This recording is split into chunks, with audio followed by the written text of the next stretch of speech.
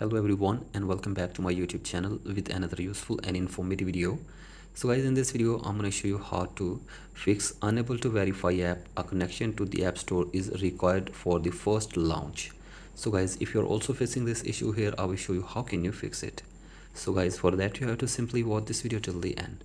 So guys, first of all, open settings on your device and then go to general settings and then go to software update and update your software to the latest version.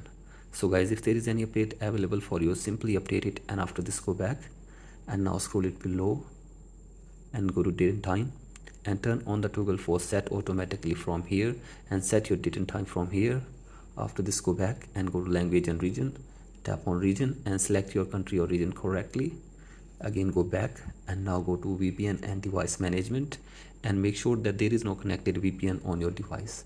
So guys, do this, and after this check if the problem is fixed or not, and if the problem is still there, then you have to simply go to your Apple ID and then scroll it below all the way and sign out your Apple ID from your device for one time, and after this sign in your Apple ID again on your device and check if the problem is fixed or not. And if the problem is still there, then go for the next solution, that is you have to simply go to screen time and then you have to go to content and privacy restrictions, and if the toggle is on for content and privacy restriction, you have to simply turn it off. So guys, do this, and after this check if the problem is fixed or not, and if the problem is still there, then go for the next solution, that is you have to simply force restart your device for one time. So guys, for that press and release the volume up button and then down and keep holding the power button until your device force restarts.